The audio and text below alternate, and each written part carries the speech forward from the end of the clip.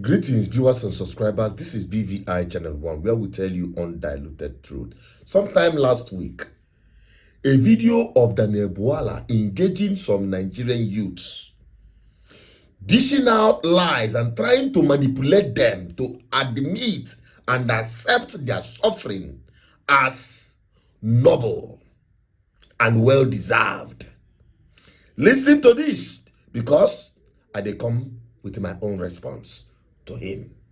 Are there specific policies the federal government has put in place to address this Japa syndrome, as in the rationale behind this Japa thing that Nigerian sites like poor healthcare, insecurity, unemployment, and the likes of that? Yeah.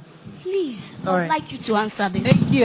Let me adjust my seat, because I want to tell you today, some of you in Nigeria who think you are suffering, you're better off than your colleagues that jackpot 5 years ago. I'll tell you, didn't you say adjust my seat?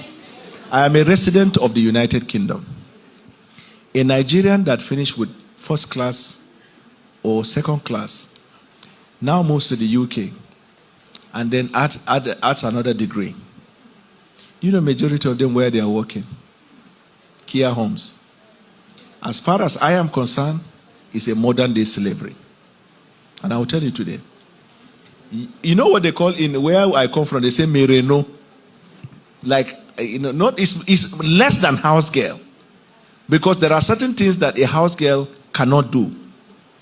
The type of jobs they get there is less than that of a house girl as a master's holder in an economy that is supposed to place them where they collect the same money. When I was doing my master's, a friend of mine went and worked, because he was getting money, he felt he needed more money. And he told me, boy, they go look for work. He went and worked, he got a job in a warehouse. Majority of them are Nigerians, PhD masters. Guess their supervisor who? A boy that refused to go to secondary school, but because he's a citizen of the United Kingdom. When they go there, they do a job. On an average, they get 2,600 or 800 pounds in a month. 2,450 goes off. You pay power, internet, TV, rent. When you put them together, rent alone is about 800. Even if you are living in the outskirts of London. You get? You put all of them together, then you talk about feeding and the rest. At the end of the day, what you are left with is not much. So you are forced to do 2-3 jobs. That's why recently you are seeing in London, they say somebody died by the roadside. There are conditions like that. But you are working, compared to here that you are begging. So now I will compare that person with a Nigerian here that is collecting 60,000. Yes, it's collecting 60,000. I'm just giving an example. That person is farther than you, right? That's why people in US and other places, they send money more than people who are in UK. Now, that 60,000, at least Auntie Abike can loan you money. Uncle so and so can support you. And then what you are paying, what we are paying in power, the things we pay for in terms of social services here are almost zero as compared to that place, right? But your problem now is that you don't have enough to build house or to buy car, right? That other person is not even about car. He may not even get it in the next 20 years. You will get car, he's still looking for it. But because there are certain services provided for him, good infrastructure, access to medical healthcare, all of those things, he is more comfortable. That is where President Bwala Tinubu comes in. Good. Now, after the Bwala have succeeded in mocking the jobs of Nigerians in diaspora who work as caregivers, stating that those who are living in Nigeria are better off. Do I blame you? No, I don't blame Bwala. Because the children of the political class abroad, they don't subject themselves to those menial jobs. You are insulting millions of Nigerians you frustrated out of this country, especially health workers. That most of our doctors and nurses have left the shores of Nigeria because you can't pay them. You owe them. They are going on strike endlessly. And you are trying to compare their life or their living standard abroad. You see, Nigerians have come of age to know their money, but they are just exposing themselves that they are very, very insensitive to the suffering of Nigerians. They are mocking you to your face that you are better off than those living abroad. Suffering, of course, it is not easy to live abroad. Even the mental, psychological, and emotional torture that goes with it is unbearable, but it cannot come close to the hell we are living in the name of a country. Just travel abroad and you will understand. You will curse the day you were born as a Nigerian. I'm telling you frankly speaking. Now, this man have the temerity to rub it on the faces of millions of Nigerians who will, at the end of the day, help these idiots and vagabonds in power to rig elections. If these do not anger more Nigerians to put an end to these mad people in power, I wonder what will. Nothing will ever get them mad. While I was watching that, I was foaming inside of me. You can imagine. All our health workers have left, leaving us with only native doctors and Dundias and wine to attend to us. They are all going abroad to receive medical treatment, you. Don't forget.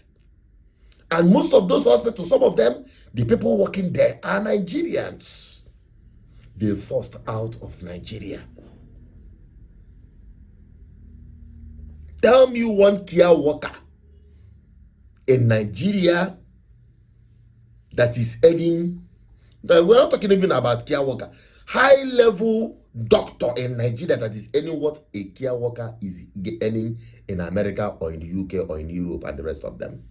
Tell me, if not those ones that are criminals, that are diverting public fund to themselves. Tell me, how much are doctors paid every month? How much are nurses paid every month? We're not talking about other professions in Nigeria. There is no hope. Even those who are, look at your military, how much are they paid? Those that are defending your territorial integrity, not up to 120,000. If you come for a month, for 30 days or 31, if you convert it to dollar or pound, it is less than 60 or 70 pounds. What an average, when I was doing car wash in Shouting, in London, Southeast London, there is no way or day that I go to wash car, I no get at least 70 pounds to 100 pounds as a car wash for one day. That is much more than what a military officer is earning for a whole 30 days. The same is also applicable. We are not talking even about the health workers. I'm talking about menial job. That is the one on the street. I'm talking about car wash.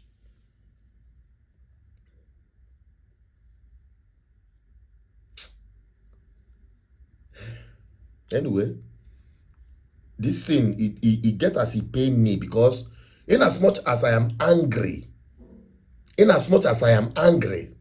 truth of the matter is that life is not really easy for our people in diaspora.